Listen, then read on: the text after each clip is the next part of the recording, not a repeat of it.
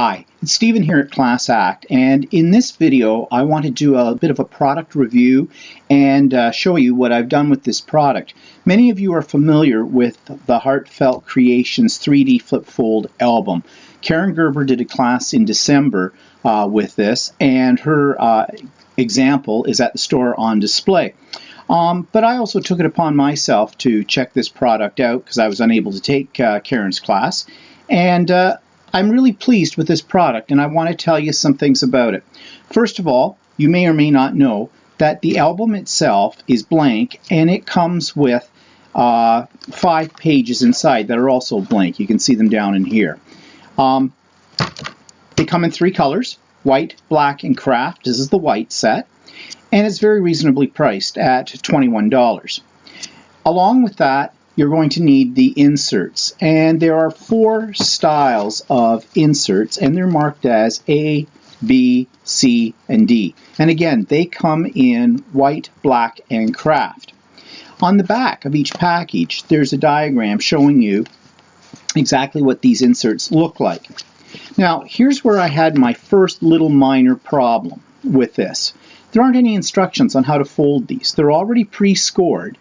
And I went to Heartfelt Creation site and to their channel on YouTube to find out how they are used. And unfortunately, Emma Lou, their creative director, only shows a couple of the inserts. So you're kind of on your own to figure this out. But actually, once you get over the first couple, the others are very easy. My problem was I thought there was a right way to fold these. There isn't really a right or a wrong way. It's up to you how you want to use them. So for example, you see this set. This is set D. It looks very, very complicated.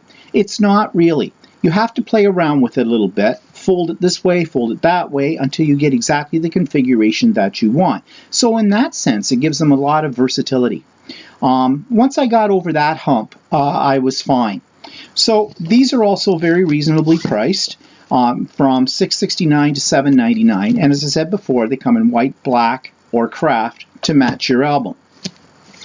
The whole system has been designed for you to make your own album, to customize it, but not to go through the hassle of trying to make an album right completely from scratch. And what I mean by that, making the foundation part. Some people like to do that. Other people would rather spend their time getting their pages decorated. So I'm going to show you what I did with this album. And here is mine. I chose black for this, and I pretty much tried to use almost every insert. I was not successful in using every insert. I have one on every page, but I used pretty much most of them. So you see on the outside cover, this paper that I used is not Heartfelt paper. I used some from my stash. I wanted a vintage look. I did use, however, the dies that they recommend, Regal borders, ornate pockets, I believe, and ornate borders.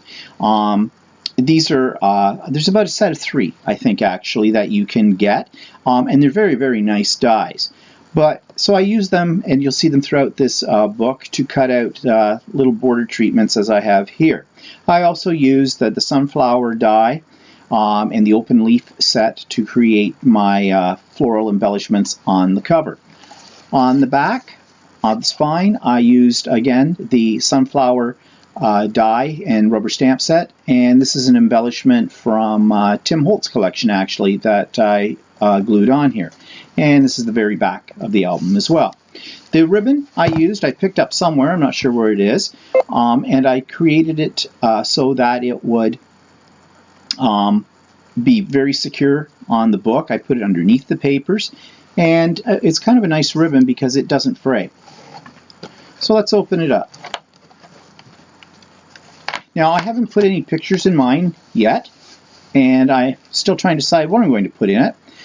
But I'm going to show you what the inserts look like and what I did with them. So, if you take a look at these first 2 pages, I cut out background paper. I distressed the edges with Tim Holtz Gathered Twigs Distress ink, and that's what I used throughout the whole book. I used one of the pocket inserts here, and this is another one of the dies that are recommended for this set. It's a beautiful die. One thing I found with the dies, they definitely have to be shimmed. I'm using a Vagabond, but I also know they need to be shimmed in a Big Shot as well to get a nice clean cut. At first I found this a little frustrating, but once I got the shim in there the proper way, it was a piece of cake to cut all of these pieces. And then I made my inserts. In this case, I just made a simple card for pictures or journaling. And again, here you can see on the top, I used one of the ornate dies.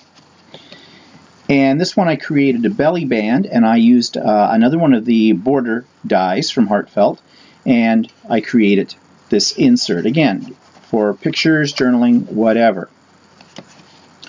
Moving on to this page, and I'll see a little bit more elaborate insert.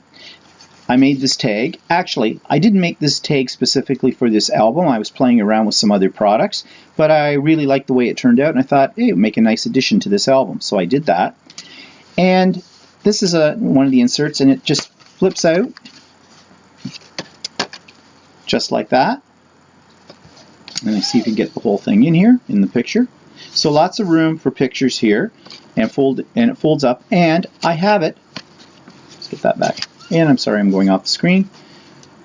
And there's a magnet. And there's quite a few magnets in this album. They're buried under the paper, and that just keeps the closures closed up. You could use ribbons or whatever you like as well with this. So, this one.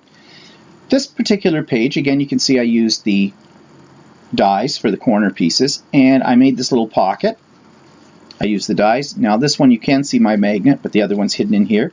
And this is just a little pocket. It's another one of the inserts, and I've created a card if I can get it out. Oops, oh, that was not good. Okay, I just made my card a little vintage. Okay, I'll leave that for a moment. And it just snaps shut.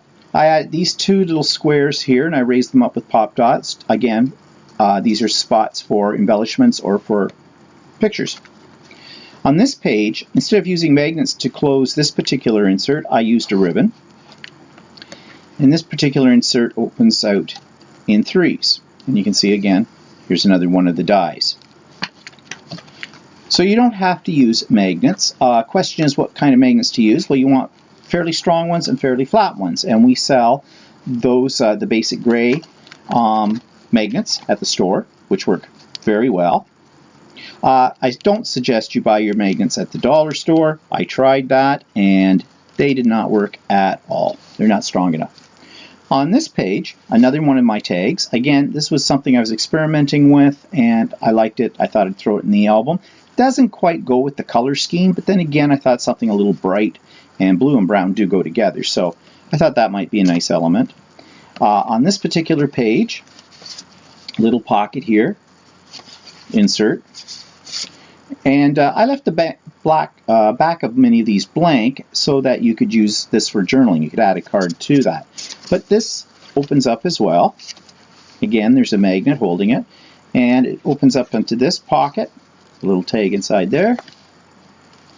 And there's a pocket here as well.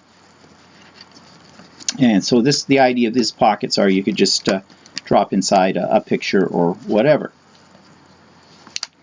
On this particular page, I have another one that drops down. Now this one's kind of interesting. This one took me a while to figure out to get it this way, and this is what I mean about having to experiment with some of the inserts. Make them do what you want them to do. And so this one folds down like this. Let me see it. I'll push that up. Can't get it on the shot.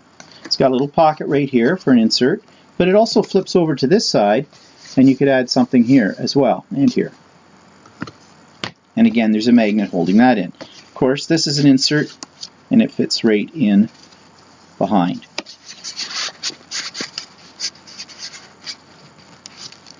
This side, another one of the pockets, the inserts again, and another little card for the inside of that.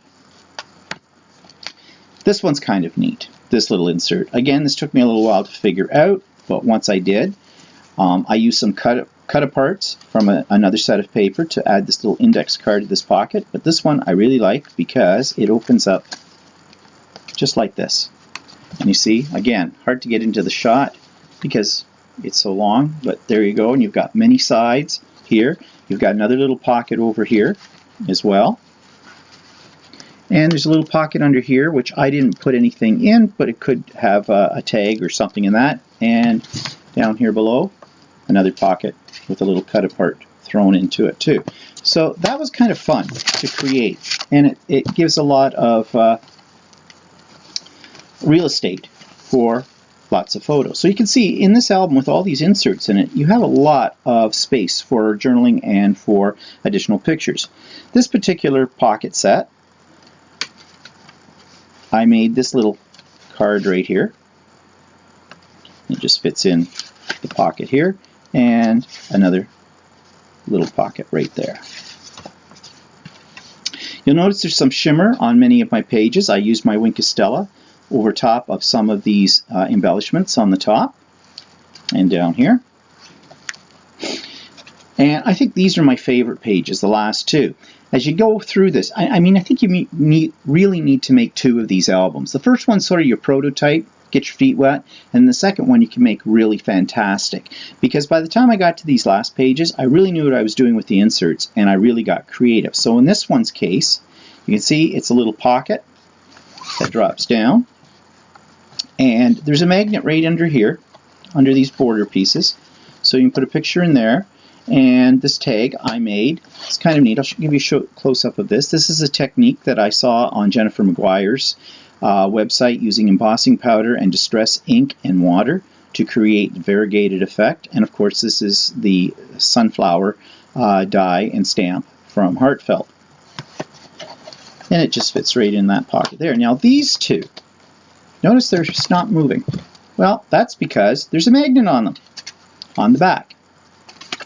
And in order for, I thought of this after the fact, after I got this glued down, and this is something you might want to consider. Really plan where your magnets are going to go. I thought, my original thought was these two tags would just sit right in here, but then I realized when I close the album, the tags are going to slide over this way.